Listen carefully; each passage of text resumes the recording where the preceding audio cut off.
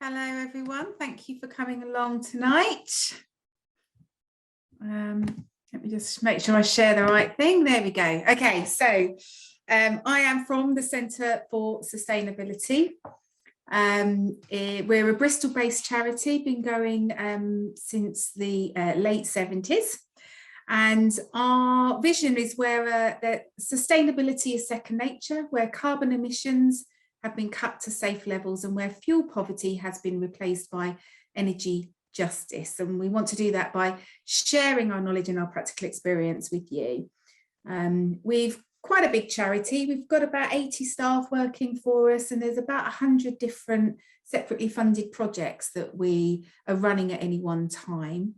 And they're all based on helping people and helping communities to meet the needs for both the environmentally sound and affordable energy. And one of the projects that I work with, oh, why did that not work? Oh, that's great. Oh, there you go. Here it is. One of the projects I work with is Safe and Warm Somerset, and we provide free and impartial energy advice to all residents in Somerset. And we also provide more in-depth casework for those people that need it. Our aim is to reduce fuel poverty in Somerset and also to reduce the health implications of living in a cold home. So I'm hoping today that you're going to find what I've got to talk about interesting and of value. And it may be of value to yourself, but it also may be valuable for people in your community, your neighbours, your family, your friends. So we're happy for you to share any knowledge that you learn today so that we can support as many people as we can. Okay, so today we're going to be talking about low cost, no cost things that you can do about your house to keep yourself warm and to reduce your bills. We're going to talk about energy efficiency of your home, the bills, budgeting, debt, and your energy supplier, and then any grants and subsidies that are available. As Vicky said, if you've got any questions, then please stick them in the question box, question and answer tick box, and I'll get to as many of those as I can. What I wanted to do first of all is introduce you to our website. So on your screen at the moment is one of our worksheets, or one of our things that we have available. I'm going to stop sharing and very quickly share again, but I'm going to now share the website so that you can see how many, this is our website, how many different topics that we have available. So I'm going to click on one random one there. It will come up with all the information that you need, and there's also a beautiful downloadable PDF should you want or need it. These are really useful, and pretty much most of the stuff that I'm going to be talking about today can be found on the website. It's a beautiful resource, and we as energy advisors use it all the time. And we also encourage people to access it themselves. Okay, so don't forget that it's there. And my down button is not working.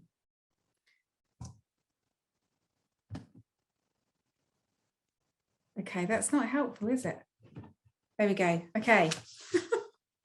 Randomly. I think it's just a bit slow. Yeah, there's a slight delay. It's tired. My computer's been on all day. It's been at work all day. It's tired. Okay, so keeping warm, saving energy.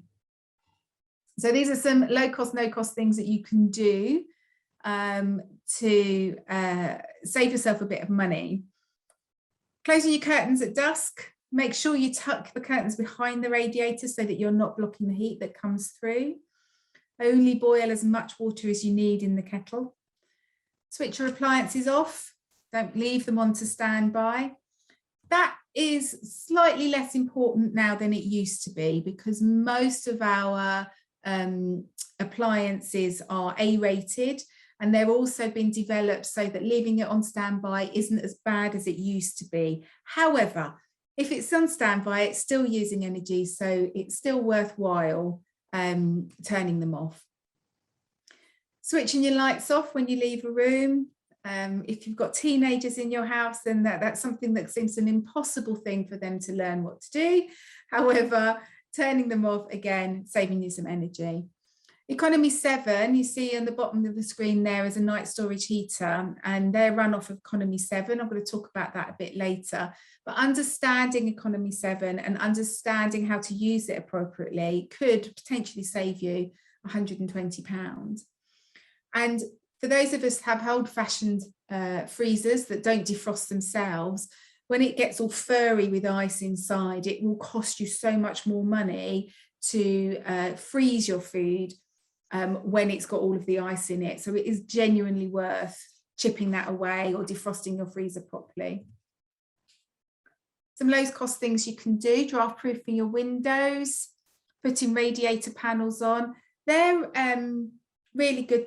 They're like tin foil, like padded tin foil that you can put behind your radiators, and effectively what they do is reflect the heat back into your house, and they stop it being sucked up by the wall. So they're quite good.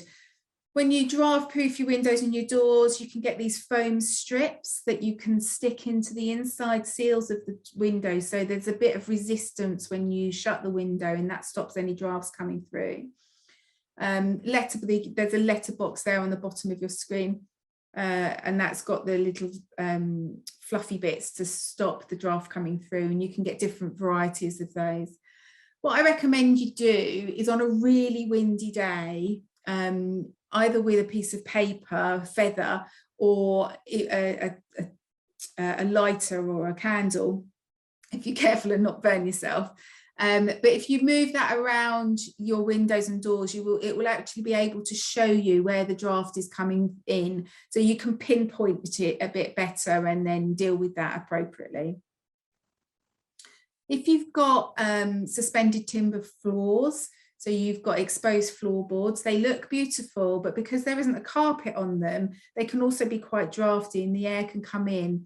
So I recommend you finding some way of sealing the gap in between the floorboards so that the draft doesn't come through. Be careful when you are doing your draft proofing, because there does need to be some sort of ventilation in your home. If you're not ventilated, then you can create more condensation, and that could potentially incur, you could damp and mold issues could set aside. Okay, changing your light bulbs also to new ones that can, their initial outlay, so they're more expensive than the old light bulbs, but they last many, many years more, and they save you a lot more money in the long run. Okay. So one of the things that you can do that would be a really positive move is to change the way you heat your home. Heating your home is expensive. It's probably the most expensive thing you do. And that, combined with heating your water, is what you're paying the majority of your energy bill for. So correctly using your programmer, your room thermostats, and your radiator valves will save you some money. But excuse me, but we're not suggesting that you turn it down and make yourself cold. It's a real balance between making sure you're warm enough, but also making sure that you're not wasting energy. So you will have to learn how your heating works, and you will have to adjust it according to the temperature outside and depending on your needs. So it's not something that you can set and just leave. It is something that you will need to go back to regularly throughout the weeks, months, year. I mentioned our website earlier. On that website is also lots and lots of videos. They can also be found on YouTube. They're really plain and simple, in clear instructions, giving you really good guidance on how to go about setting your controllers. So the idea is to aim to heat your home when you're in it. So if you get up early in the morning, you're in the house for half an hour after you get up, and then you dash out the door, and you're out the door all day because you're at work, there's no point in you having your heating on. But you may find that your timer is set for it to be on for a couple of hours in the morning when you're not even there. Similarly, in the night time, when you want to go to bed, you might go to bed at 10 o'clock. Your heating might be on at 10 o'clock. Or sorry, it might finish at 10 o'clock. But if you turn your heating off an hour before, it will still retain that heat and you won't notice the difference. So there's an hour there where you could save yourself some money by not heating your home when you don't need to. Setting the thermostat is important. Between 18 and 21 degrees is what we recommend. So when you're moving around the house, 18 degrees is a good temperature when you're active. But when you're sat down in the evening watching telly, then 21 degrees is about right. Moving the thermostat down by 1 degree could save you between 50 and 80 pounds. And I'm betting that you probably won't even notice that 1 degree. Thermostatic radiator valves are the ones that you can see third picture down. Most radiators have these, and it helps you to adjust the temperature that you have each of your rooms in. So in the spare bedroom, for example, you don't need it blaring out really hot because nobody's going to be in that room very often. So you can turn it down to adjust that. The thermostat that's on your wall, most people have a timer with a thermostat in it. The thermostat that's on your wall will turn on when the thermostat at that position in your home has reached the lower temperature. So it doesn't necessarily know what the temperature around the rest of the house is. So that's where you would need to adjust and adapt that to meet your needs. If you have a hot water tank, it's really important that you check that your thermostat is set above 60 degrees because that will kill bugs. But lots of people have it set much, much higher than that. And if you're putting your hand under your tap and you can't hold your hand under the hot water because it's so hot, it's too hot and you're wasting energy by heating it up to that temperature. So you could lower that quite a bit. Also, reducing the time that you have your hot water tank on for will be really useful. If you have a dishwasher, a washing machine, and an electric shower, ask yourself, what do you actually need the water for? And if it's because you have a bath once a week, then that's the time that you put your hot water on to heat your home, to heat your water ready for what you do. Most people have a boost button that they can press, and you push that on for half an hour before you have your bath, and that will heat enough water for you. So ask yourself the question, do you need to have that on all day, every day? And if you don't, when is the most appropriate time for you to be heating your water?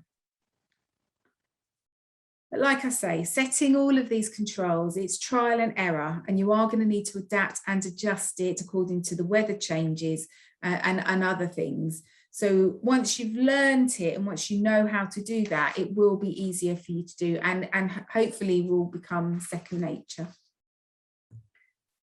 It's a similar story with the night storage heaters. Once you've learned how to use those, again, you will have to adjust them regularly in order that they're not using energy that you don't want them to. If you want to save energy and be warm enough, you can't really just set them once and leave it. Again, we have videos available to help you to set these.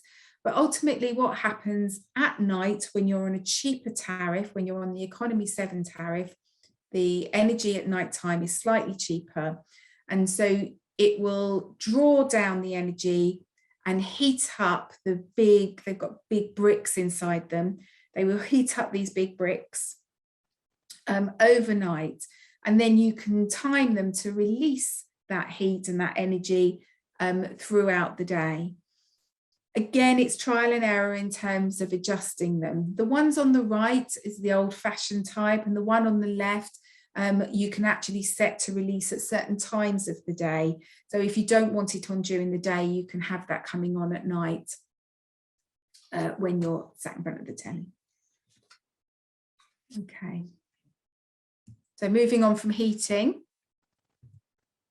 we'll talk about our appliances. So ask yourself this question, because I know it's not interactive, but think for yourself. We've got fridge, freezer. We have a kettle, computer game, and a flat screen TV. Which one of those do you think would cost the most, and which one would cost the least to run if you had them on for an hour? Okay.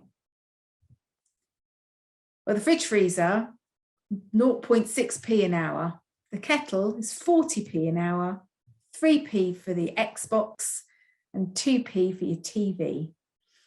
So as you can see, going on from as I explained earlier, heating your home, heating water, having the kettle on, which has a heating element in it, is the most expensive thing that you can do.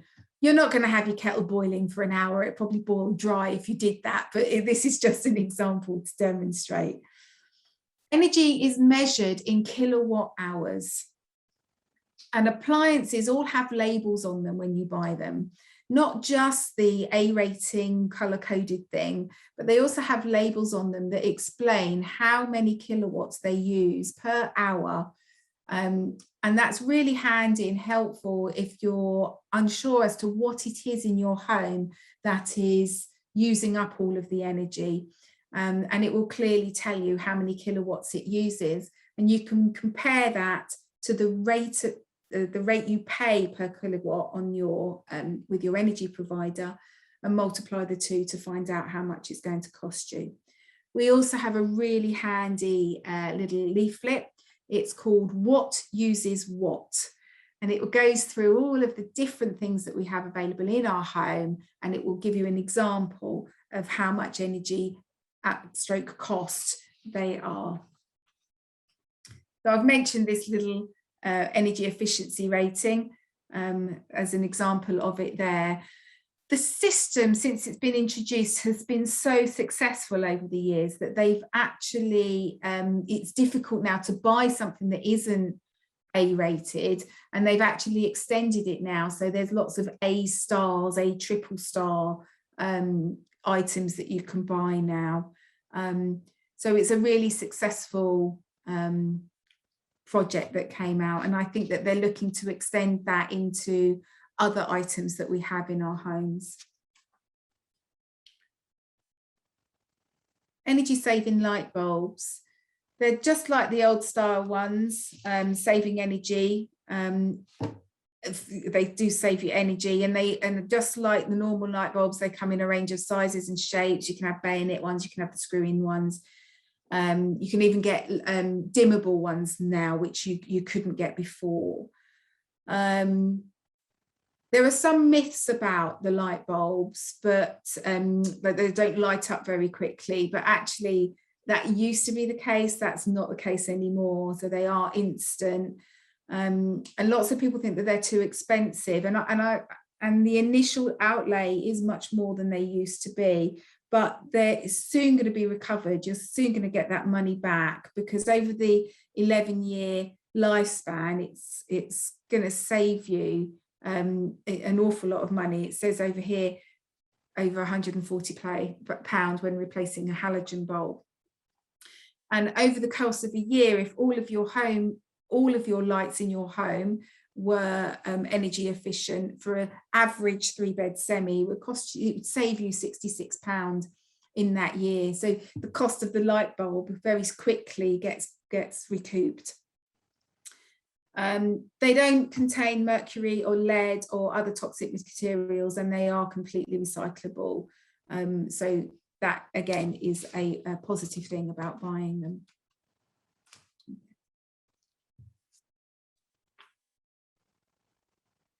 So this just demonstrates what I've already said. Domestic heating and of your space and of your hot water takes up the majority of the things that you do.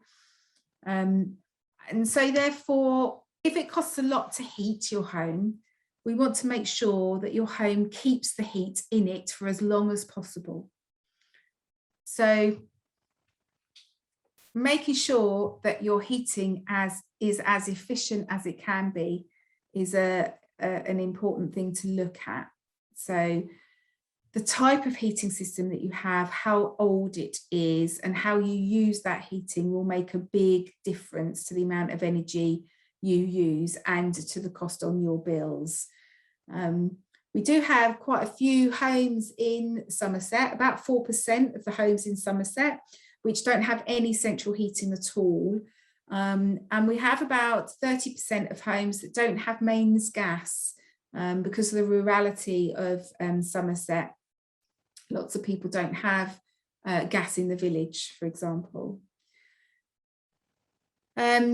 So you can't buy a new house now that has gas central heating in it, but we can replace the gas central heating that we have. And there are grants currently available for people to have gas central heating put into their homes if they don't have any heating at all. And I know that doesn't sit very well with the environmental issues that we have, but there is a balance about affordability. Many homes don't have gas and have to use oil or electricity, and they are more expensive currently than the gas that we have coming into our homes. So it's a bit of a balance, a bit of debate, and I will leave you to decide on which side of the fence you sit. Okay, so as a service, we support people to replace and repair their heating systems and their boilers. And there are grants available to do that. And we can usually find grants that will pay some of the money, if not all of the money, towards replacing and repairing your heating. We usually say that if it's 10 years old or thereabouts, then it's not as efficient as it used to be, and therefore it could be a good time to replace it. We encourage people to get their heating serviced on a yearly basis, because that's going to make it run better, just like it does with your car. If you get your car serviced every year, it runs better and more efficiently. So making sure that we keep the heat in our homes once we've done that, you can see that the different areas of our home lose different amounts of heat. Many people think that it is the roof where we lose most of our heat and our windows, but it is actually the walls. And I think the reason that we think the windows lose a lot of our heat is because there's lots of companies out there that are advertising windows and telling you to get triple glazing because it's going to make your home warmer. It will, but ultimately 15% through the windows and doors, 15% through draughts. And we discussed draft proofing earlier. It's quite a low cost, whereas the windows are quite an expensive outlay. So bearing in mind that the walls, 35% of our heat comes out of there, let's have a look at the two different types of walls that most people have in their homes. So the one at the bottom there, you can tell usually by the patterns on the brick, and they are spread out evenly like that. If you have a solid brick wall, then you will have a brick, one on its side, and then one on its side like that. We don't just have solid brick walls, we also have solid stone. There are cob walls as well. They are a little bit harder to insulate. Cavity wall, however, is quite an easy thing to do, have cavity wall insulation. This chap here has drilled some holes in this home and is pumping it through, pumping into it foam balls. There are also different types of insulation that you can have pumped into your walls, but those are the ones that most people have, little polystyrene balls. It's one of the cheapest things that you can have done, and it does save a fair amount of money for you.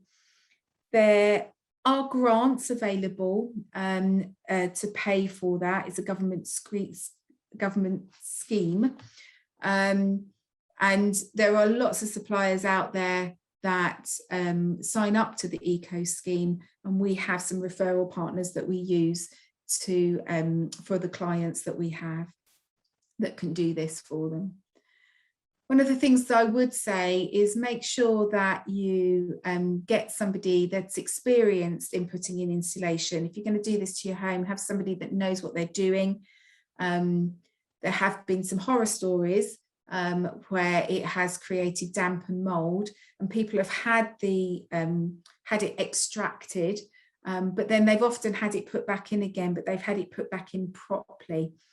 There is guarantees with it as well, so it should be okay now, is what I'm trying to say. So if you do have a solid wall, solid brick or solid stone, then you have options for external or internal wall insulation. You can't do a listed building with this because it will change the outside. In this picture, they put, for want of a better word, polystyrene panels they've screwed to the walls and then they've rendered over it. You can't do that if you're in a listed building. You can have internal wall insulation, which is ultimately the same thing, except they're going to plaster over it as well. It can be a lot more disruptive because you would need to move your plug sockets and radiators and things like that off of the wall and then have them put back on again. And it's really important, once again, that we look at ventilation to make sure that your home, if you basically what we're doing here is putting a blanket around your home, and if you ever put a blanket over your head and start to breathe, soon you create condensation droplets, and ultimately the same would happen in your home if you don't have it properly ventilated. It can be quite expensive to do though, so you need to think long and hard about whether it is worth doing that for you and for your home. You can do internal wall insulation DIY. There are some incredibly thick wallpapers that you can buy, obviously much more expensive than normal wallpaper, but much cheaper than having internal wall insulation. So there are other options that you can look at. You can go down that road. So loft insulation, one of the cheapest things that you can do that will easily done via DIY. Somebody could easily roll out these sheets and put them in the loft. There is also funding available to get this done by professionals if you need. They're looking now, the recommendation is about 10 inches. So I always imagine a ruler. So it's about that deep, which is much deeper than many people have got up in their loft. Doing the floor is definitely worth doing it if you're thinking of replacing your floor anyway, and they can do it on a suspended floor and they can also do it on a concrete floor. So if you're thinking of replacing your floor, it's probably worthwhile looking at insulating it at the same time. But if you're not thinking of doing that, then it can again be quite disruptive. And I mentioned the windows before. It's only 15% of your heat loss that comes out of your windows, and you could potentially be spending £5,000 to £10,000 on replacing your windows in your home. So it's really big consideration. If you want to replace your windows, don't do it just because of heat loss. So I keep mentioning the funding, so I'm going to talk through the different options that are available for you. There are home improvement loans. This is where Somerset County Council loans out its money to Somerset residents, and there are many different repayment options, especially for people that haven't been or wouldn't be able to get a loan on the high street, for example. These would be a much better option than it would do for them to go and get a payday loan, for example. Home improvement grants, where you're not having to pay back a repayment, For those people that meet the criteria, this money comes from the district councils, and that's all about whether you're on benefits or a low income or receive tax, council tax discount. We have an agency in Somerset called Somerset Independence Plus. For those people that need additional help to find agencies or find contractors to do things, then they do have independent living officers that can help you to do that. They can also help to arrange funding in the repairs and adaptations. Eco-funding is the one I've mentioned for the loft and cavity wall insulation, and that stands for Energy Company Obligation. All of the energy companies basically put money in a pot, and then we apply to that pot to help vulnerable people to make their homes warmer. The Warm Homes Fund, as I mentioned before, this is the first time gas central heating fund. So if somebody doesn't have any heating at all or any heating system, they could potentially qualify for this. And they would also pay for the gas connection too, if it's not too far away from if the mains isn't too far away from the home. And for those people that are living with a disability, there are government funded grants to enable that person to have the home adapted to meet their needs. And that's called a DFG, or we call it a DFG, Disabled Facilities Grant. So there's lots of pots of money out there. There are going to be more funds coming through. The government has mentioned it, but we don't know any details about it at all at the moment. But we're thinking that they're going to be more off the back of COP. There's going to be more funding for things like air source heat pump and more funding for insulation. We think that's coming, but we don't know exactly yet. Okay. So moving on to your bills and meters. So it's really difficult to compare your bill to your neighbours because there's so many factors that you could need to look into. So the fabric of your home, the way that we behave in our homes, and the amount of that we pay and how we pay, your choice of supplier, your tariff and your meters, all will have an impact on how much it is. And so it's really difficult to make that comparison. But I do hear it a lot. On my neighbour, she only pays such and such. So we are constantly comparing ourselves to others, and it's quite a difficult thing for us to do.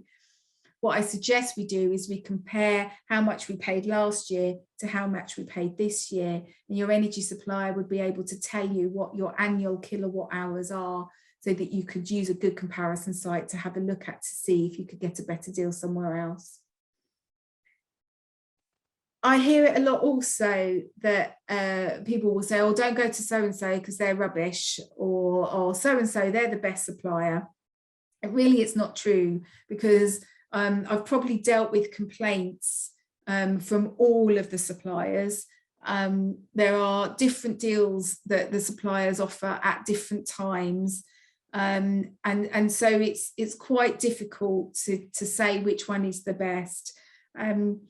Some comparison sites also rate suppliers according to the number of complaints that they have from the Ombudsman.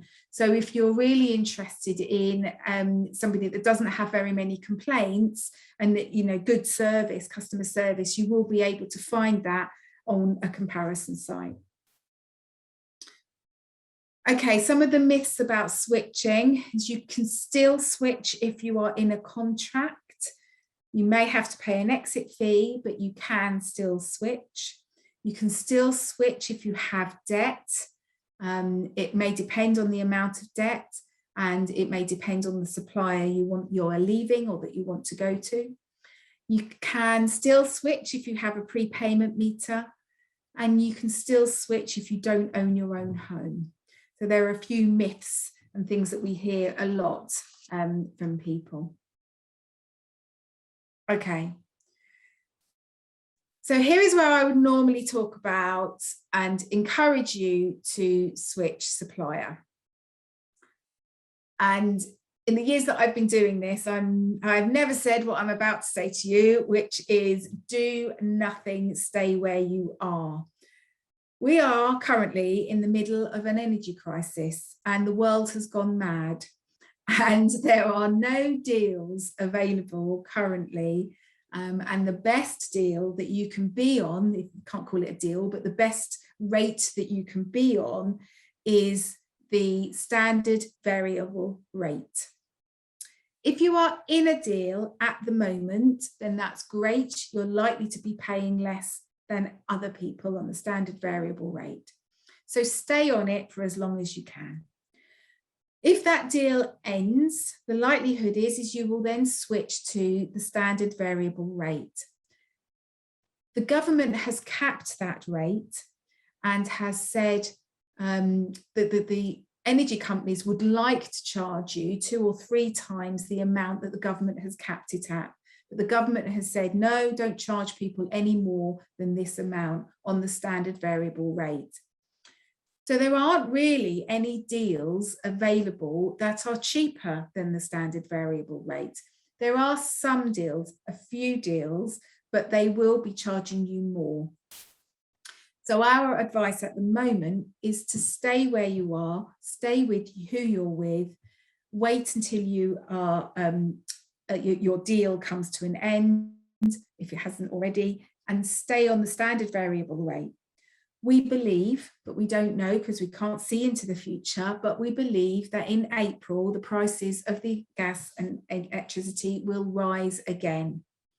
We have no idea what's going to happen in October.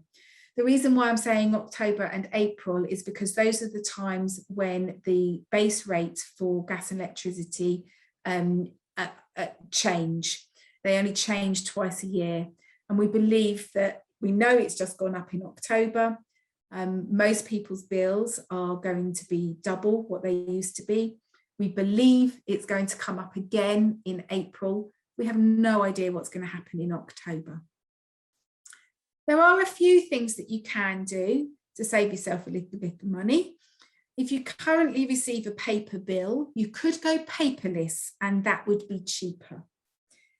I've got fixed and variable on there. But as I said, the variable is a bit better. You may be eligible for the warm home discount, and it's warm home discount season right now. If you are a core, there are 2 eligibility criteria. The core are those on pension credit, pensioners on pension credit, and they should automatically get the £140 off of their bill. There's a second non-core group of people, and basically if you consider yourself to be vulnerable, so it could be elderly, you could have young children, you could be disabled, you could have some health issues, you could be on benefits. If you consider yourself to be vulnerable, then you may qualify for the warm home discount with your supplier, but different suppliers have different eligibility criteria. So the best thing that you can do is call them and register for the warm home discount.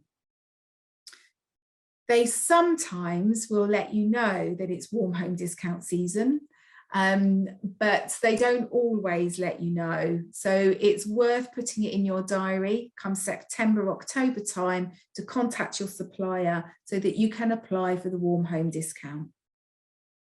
Another way that you could save yourself a little bit of money is if you currently pay via paper bill, so you get the bill and you pay when the bill arrives. If you went onto a direct debit, then that is likely to be cheaper. If you currently have a prepayment meter, if you switched to direct debit, again, that could be cheaper. Okay. I skipped on, I started talking about these before I moved my picture. So we've got prepayment meters are where you will go to the post office, or you can use an app to top up your prepayment meter.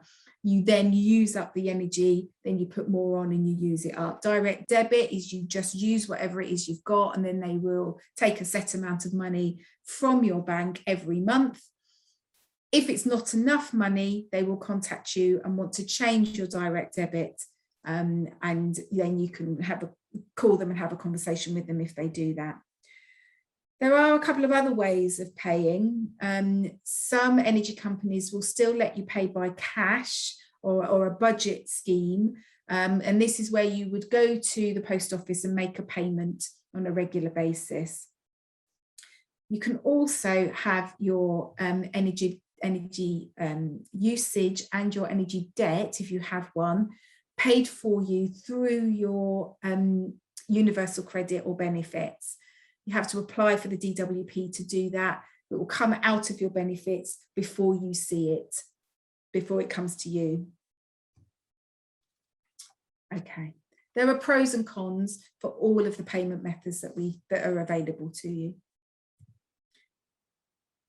Okay, these are all pictures of meters. At the top left-hand corner there, we've got a smart meter. Down the bottom, we've got an old-fashioned dial one, and then we've got a digital one as well. Basically, they're all meters. And one of the biggest problems that I come across that can be really easy to fix are issues around meter readings. And it's where people haven't sent their meter readings in. And so the bills that they receive are estimated. So they're guessing how much energy you've used and are charging you based on a guess. And when the meter readings do finally go to the supplier, it can be a real shock. So it can be a huge bill coming your way because they've been underestimating what it is, the energy that you've been using. There's the other side of the thing is they could be overestimating what you've been using and charging you too much, and then you get a nice rebate, but it doesn't often work that way around. So if you haven't got a smart meter that sends the meter readings automatically to the supplier, then I can't share with you enough that to make sure that you put your meter readings in on a regular basis. Okay, putting in a meter reading can be done on an app. If you have a company's app, it can be done on the phone, it can be done online. Shouldn't be shouldn't be too onerous a job. It's important that you do it on a regular basis, but it's more important to do it when something changes. So when you move home, it's really important that you take the meter reading or take a photo of the meter reading and keep that photo or reading for a long time after you've moved. You want to take a meter reading of your old home and you want to take a meter reading of your new home. It's really important that you take that. I do get quite a lot of problems that happen at that time for people, and they end up potentially paying the previous owner or the previous tenant's energy bill because they don't have any proof of what the meter reading was when they moved in.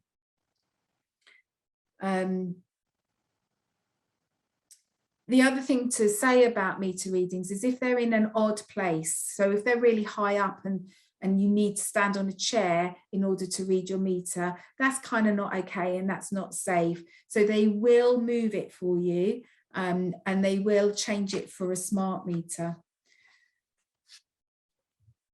Now, there are a couple of different types of smart meters. There's the old ones and the new ones. Now, lots of people had smart meters put in initially, and if they change supplier, sometimes it means that the new supplier can't read the old meter. So you can ask to have that updated for a new meter. Now, the new meters that go in should be readable by all suppliers. So that's the idea behind that. The picture that you see on your screen there is an in-home display. Often people confuse this with the meter itself. This isn't the meter. The meter is the thing that's screwed to your wall. This is the thing that is plugged into your home somewhere. But what this does is it reads the information from the smart meter and it displays it in your home for you. Many people actually change the way they use energy after having one of these because they're much more aware of what they're doing in their home and how that impacts on the energy bills that they get. It updates on a regular basis, and you can have that updating every hour or every day or once a week. It's up to you, and you can adjust that accordingly.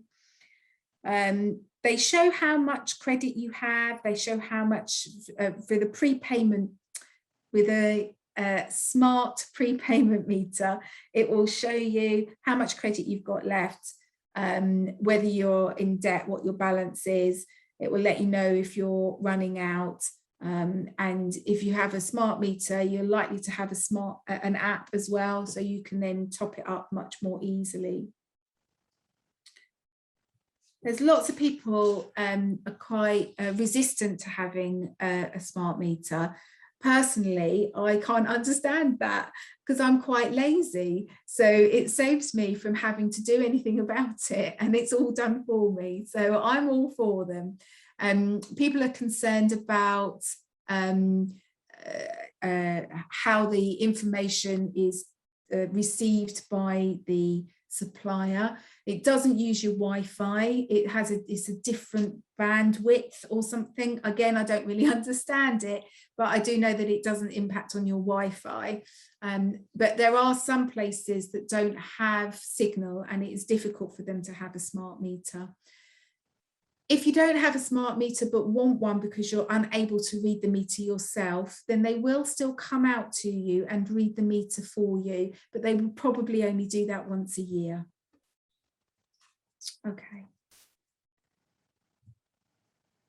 So I mentioned debt on the prepayment meters, and debt is something that we deal with quite a lot. We're not debt experts. So if you have a lot of debt, or if you have debt with more than one agency, then I would suggest that you seek debt advice. But we deal with a lot of people that are on extremely low incomes, that manage their finances incredibly well. And then there are those that have very healthy salaries, but are really struggling to meet their repayments. So it isn't just about how much money you have coming in. Lots of things happen to people which make them go into debt, mental health issues, those domestic abuse, just general life changes and bereavement. It can be because people misunderstand, or they get confused by it. And the meter reading thing is a classic example of that. Yeah, so there's a whole wealth of reasons why somebody might go into debt. What I do know from my experience is that money troubles and mental health often go hand in hand. It can be quite difficult to deal with the issues that you have. But just so that you know, you are not alone, and there is plenty of help out there. Our advice really is to keep in contact with your supplier. Prepayment, to having to pay your debt back via prepayment, isn't the only option, and we can talk you through and support you through making payment plans to make it easier. If you receive an income related benefit, then you can set your repayment to £3.70 per fuel per week. So there is a kind of a standard amount. So if they're asking for more than that, then you can adjust that and can get that down. There are other funds created, so trust funds and crisis funds that you could apply to potentially get your debt written off. And there is the priority assistance, which some organisations use. If you're on the priority services register, then you may be able to access additional support to help you through. But ultimately, it doesn't matter how bad it seems, there is something that can be done, and there is help available out there for you. It might not happen quickly, and it might be hard work, but you will get there at the end of it. But debt advice charities and organisations are the way to go. But there are things, I mentioned the warm home discount much earlier on. That's £140 that you can get off your energy bill. It comes from the energy companies. We've got the core group and we've got the broader group. So apply now if you think that you might be eligible. Surviving Winter Fund, that's created by the generosity of local donors, really. So the winter fuel payment is an amount of money that pensioners get that they could have, or that they could put towards their energy bills. But there are some pensioners that don't actually need that, and they re-gift it and put it into this fund for other pensioners that are struggling. We have been given a little bit of Surviving Winter Fund to issue out to our clients. The village agents in Somerset also have that, and I believe Citizens Advice also have some too. We have been fortunate throughout the pandemic to be able to issue people on prepayment meters some vouchers. They're £49 each, and some people have found that incredibly valuable and really helpful in the time of crisis.